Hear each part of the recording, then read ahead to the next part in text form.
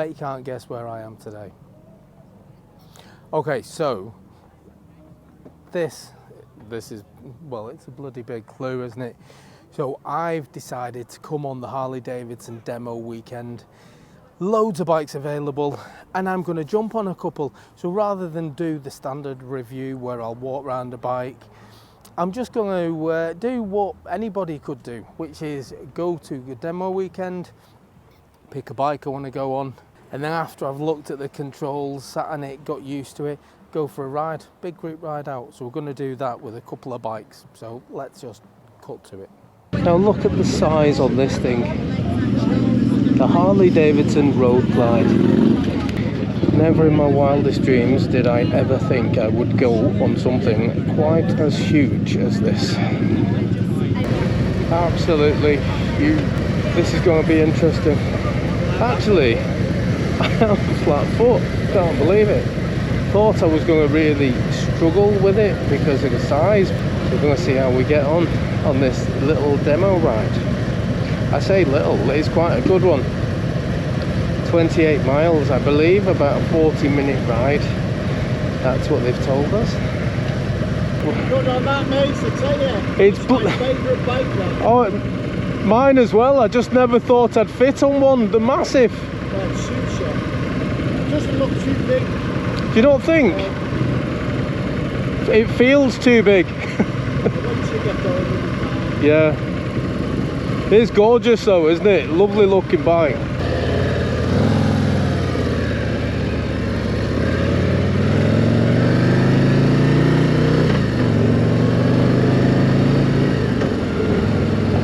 Hello.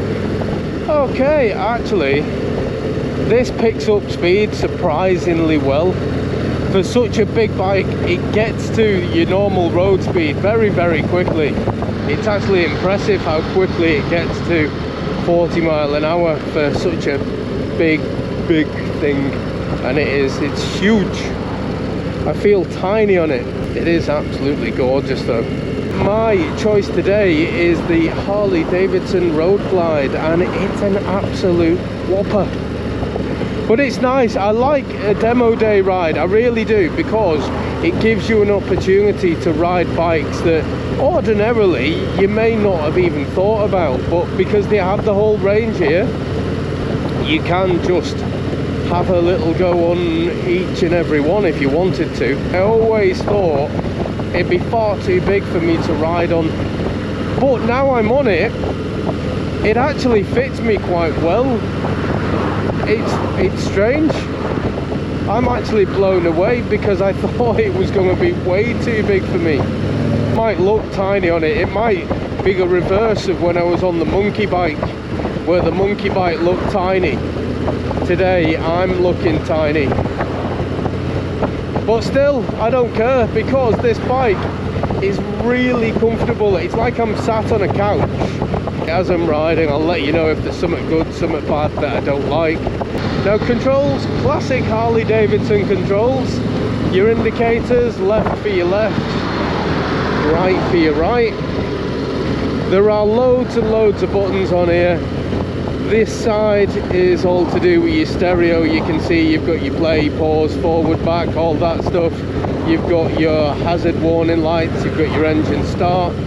This bike, of course, is keyless, so you don't need to worry about any of that business. And then your left-hand side it's all the controls for your screen, your bike. Basically all of the bits that you play with is on this side, so all the modes and everything are on this side. It's got loads and loads of buttons. Now what you'll see is this bit here is completely broken off.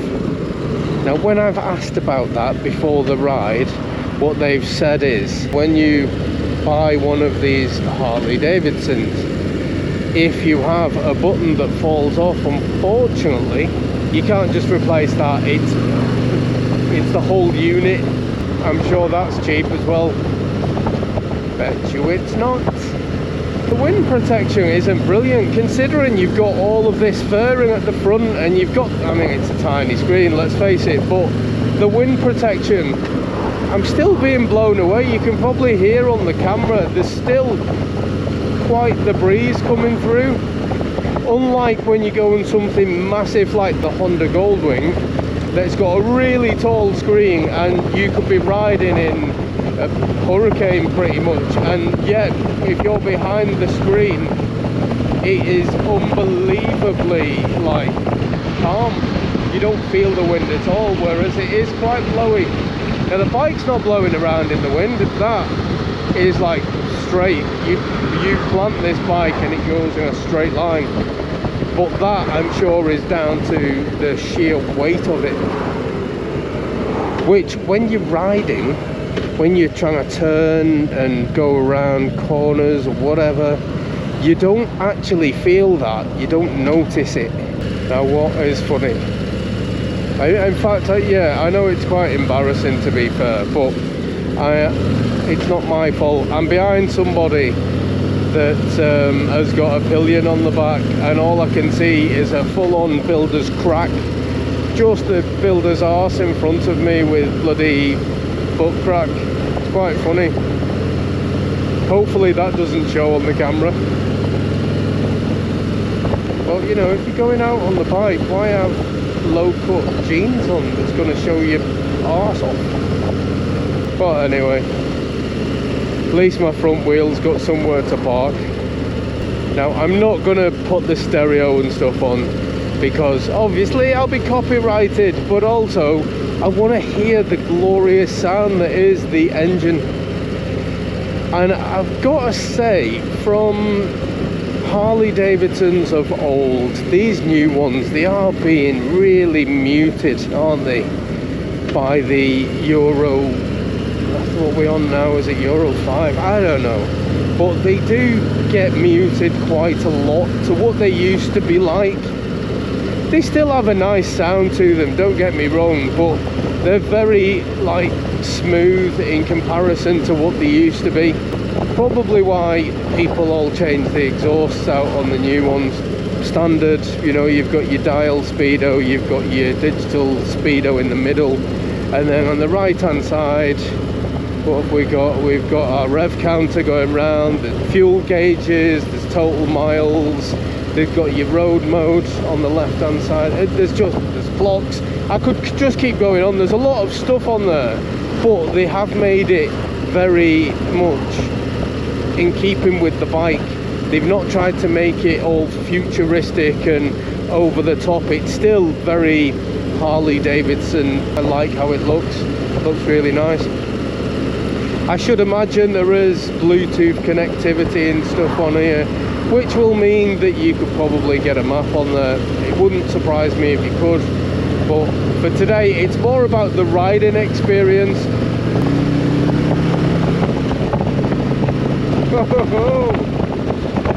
Oh, she moves for a big bus. It's very torquey. The second you just twist that throttle, don't have to downshift, it just feels like an absolute tank. Yeah, it's so nice. It's like riding sat on a pillow. That is genuinely what it's like. Long journeys need to be done in comfort, and this is bloody comfortable. Oh, builder's craft. There are lots of people out there who are very, very fortunate who can afford bikes like this. They can afford it because they've got money to burn. I unfortunately do not. So I could never afford something like this unless I come into some serious money, or I got much better at saving, or I got myself a nice sugar mummy, which I'm open to. I'm very open to. There's got to be somebody out there with lots of money who is just got everything apart from a little fat bike obsessed man, and I'm here, I'm waiting for you. And the bike is just waiting to be bought, and it's this.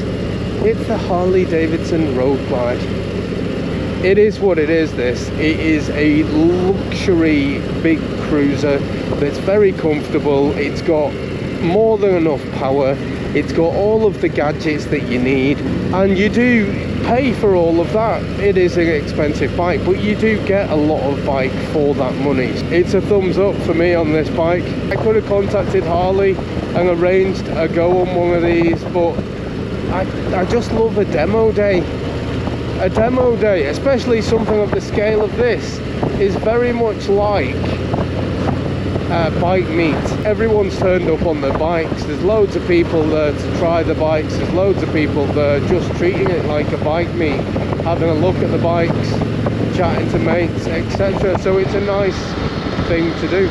I'm not going to get into like bad demo days, but I have been disappointed with demo days in the past when I've been let down last minute by bikes just that I was booked on just being not available, and they let you know and then they don't reply to get you on anything else, and they're just a bit rubbish, to be fair. And it happens, I get that, for whatever reason bikes aren't available, but when you have a naff experience like that, it does affect you. And that's the thing with Harley. Harley have run this very, very well. It's being done in association with the Mancunian Harley Davidson Owners Group, the Mancunian chapter,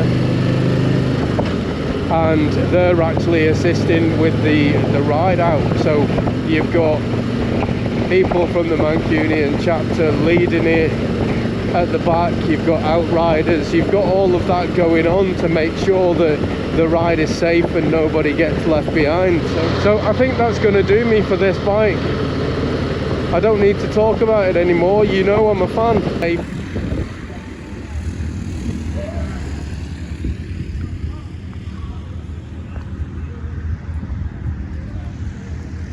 Whoa, it's round number 2.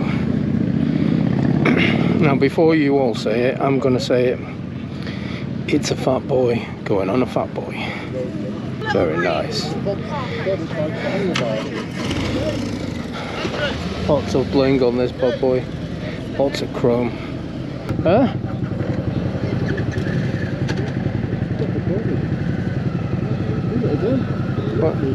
What was he doing?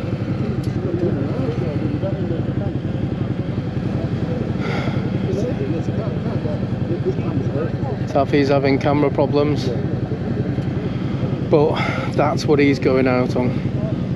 So I've already been out on the road glide. Now it's the choice that is the fat boy. Yeah, what's not to love about the fat boy? It's Terminator, isn't it? Oh, and planes coming up as well. Coming up, coming down. It's a really nice place to do this. The fat boy. This tank is massive. And these bikes have always looked really big as well, but again, bending the knee, flat foot. Do like the footboards on this as well. Footboards are good. And then classic Harley controls. So all we've got here is cruise control, your indicators, you've got horn, you've got like a menu button, high low beam. Right hand side again, right indicator, you've got your engine on off. It is keyless, and you've got a start button and hazards. So not a lot of buttons to play with, but it's just classic Harley. You've not got a TFT screen, you've got the basic dial here, and it's all you need. This is all about the bike and the noise and the drama of it all, rather than the screen. And you don't need a radio when you've got a fat boy, do you?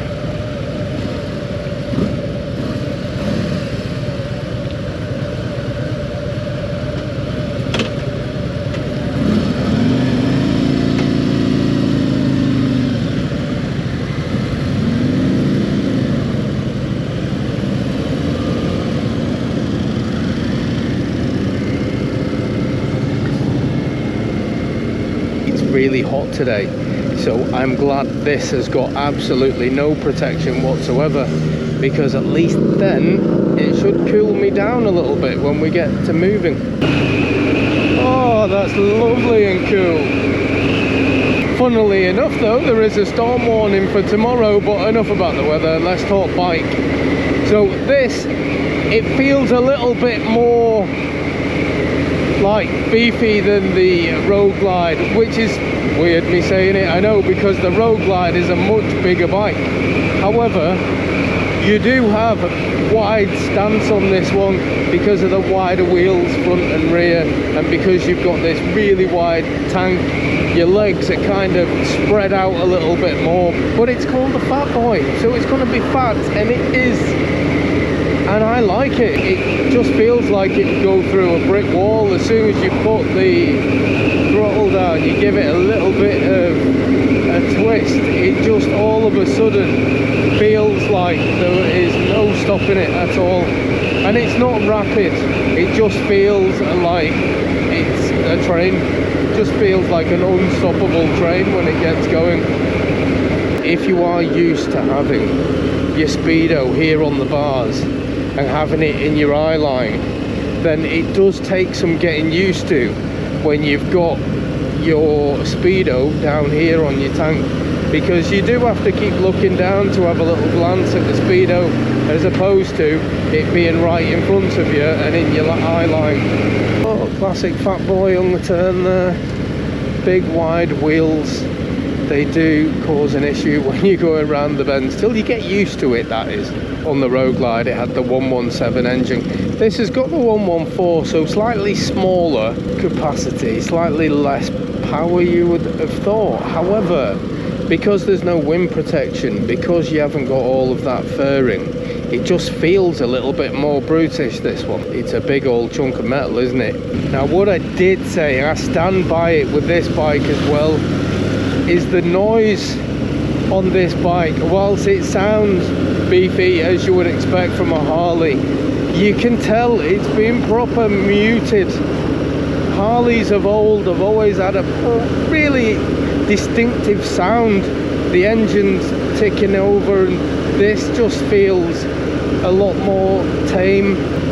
It's why most people go and change the standard exhaust to something a little bit more Harley, don't they? And there's always loads of aftermarket parts available, and I would definitely say that is the only change that all of these new bikes need when they come out, a proper exhaust.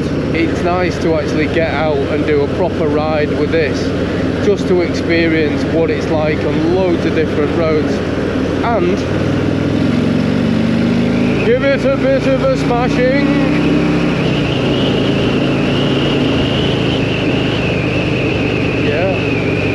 Picks up well, this big tank. I can see why Terminator used one. These bikes are awesome, aren't they? Awesome to look at. They're awesome in a straight line, and they're awesome for these little tiny bends.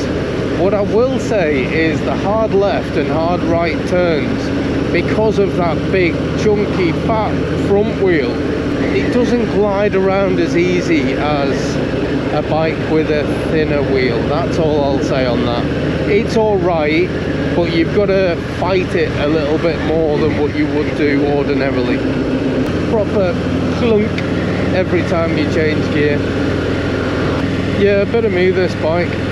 You could technically spend the day here. I know there is a couple in front, and I've seen them pretty much on every test ride, so I think they're testing the entire range.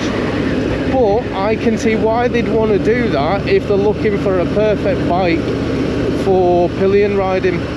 There's lots of big bikes here, and they're all very different to ride. The mannerisms are all very different, so it's good for them to try all different ones and see which one is the most comfortable for what they want. So it's good for that. The only thing that takes getting used to is just these big tyres. When it comes to your turns, you do get used to it. I'm getting more used to it on every bend, but initially when you first go out, you do notice how wide that wheel is at the front. The more I've ridden it, the more miles that I'm doing, the more comfortable and the better it actually feels. I've always been a bit of a sucker for Harley Davidson anyway.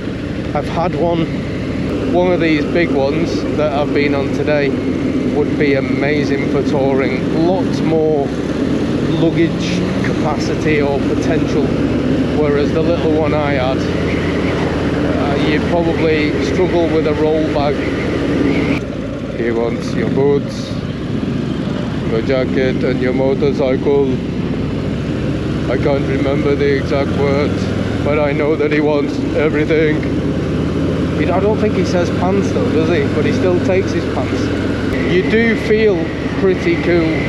I know that's all subjective on what you think is cool and all that stuff. I get all that, and I'm not going to argue that point today. However, what I have noticed on this bike over the other one that I went on is that when people see you riding this bike, you quite often do see, especially the younger lads, they look and just go, wow, or look at that. They kind of see a bit of a beefy bike, whereas nobody really did that with the Road Glide. You kind of just look like you're riding, well, a massive bike. It's kind of like when you ride a Goldwing, I think. They're really comfortable bikes, and blokes of a certain age will look and go, yes, that's a nice machine. But that's all it is. It's a nice, comfortable machine that other blokes will appreciate because it's expense and everything else, whereas people look at this and just see an absolute weapon. It's been good, it's been fun, it's been a nice experience. I feel cool now. I've been on a couple of Harley Davidsons. Yeah, I do feel pretty cool. I'm just missing the leather jacket, but I've had a really fun day today. It has been, it's run really well organised, really easy to sort out as well, and I've been on a couple of bikes that otherwise wouldn't have gone on, and they're pretty good as well. So I think that's going to do me. The bar's open. I think I'll make the most of that and get myself a nice cold beer. Yeah, you don't need to join me for that. I'm going inside.